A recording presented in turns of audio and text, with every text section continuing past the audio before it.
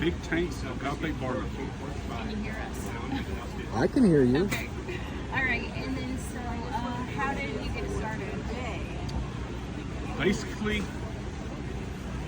I was injured at work almost a year and a half ago, and while I was laid up, I started playing around with my barbecue sauce, and folks at church told me I needed to bottle it, so I did.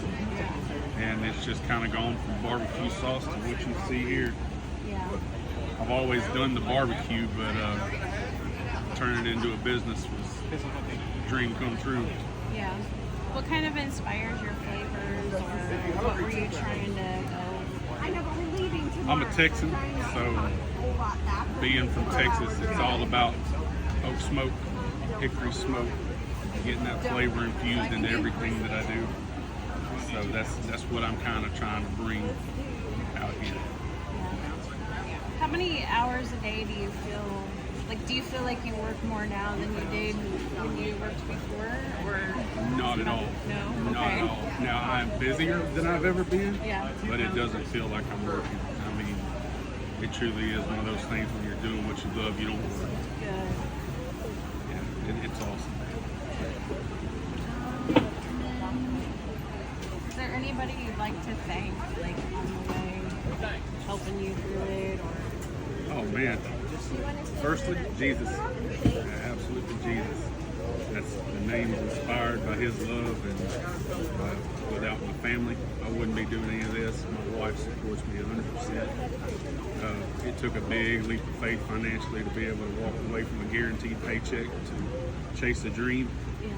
And between her support, God's provision, I got a wonderful church family that supported us. Come up here and bought salsa. Even when they didn't need to, they came and bought sauce to make sure we were being able to stay afloat. And after that, the community itself is, I would not be doing what I'm doing now without the community here at the farmers market. Yeah. How long did it take you to go from your thought process to actually doing it, or what were the first steps you took?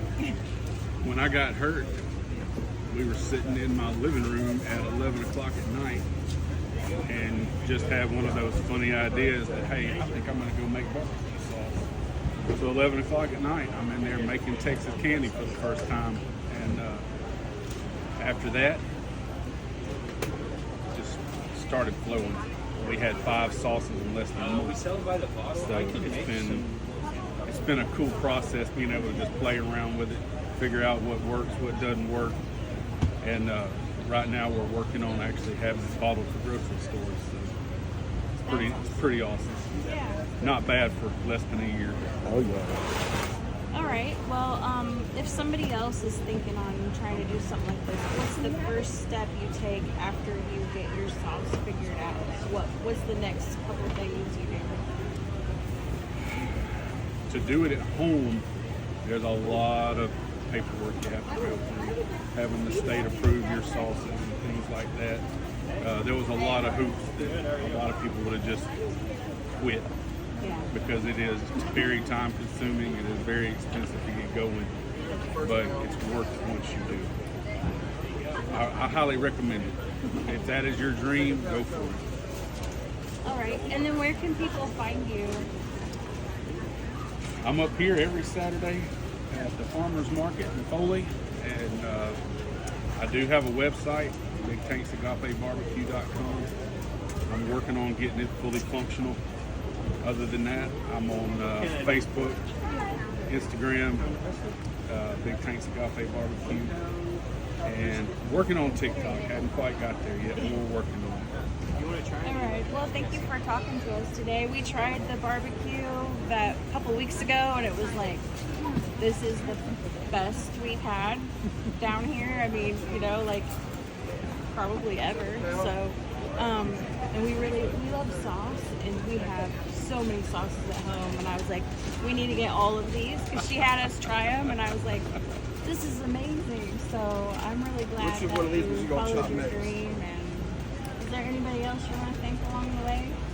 This is my brother. I'm sorry. Okay. Yeah. No, I was running out of Brisket over here. Gotcha. I'll be be there in just a minute. You're good. I just woke that one up. I didn't know which one you wanted me to check. Sorry to interrupt. No, it's good. Good. All right, well, I do have a question. What's up? So one of the big things for me when I go to eat barbecue somewhere is, so I have a problem if I order a rack of ribs and you bring it to me with sauce on it, I don't want it. Well, how do you feel about that? Just because I make the sauce doesn't mean it has to go on the meat. There's not a single bit of my meat that I smoke that I put sauce on. My opinion is if it's good, you don't need sauce. There you go. It's an option. yeah. Right. So I put some of my sauce in everything that I send out of here just so you can get a taste of it. But the meat should stand alone. Yeah. Absolutely. I Oh, and it absolutely agree. does. It's amazing. That's my huge thing. So another question that I got is, so my go-to barbecue sauce is like Carolina style mustard. You got anything like that in the works? Actually, yes. We've. I'm not going to give too much away, but it has been requested. It has been requested.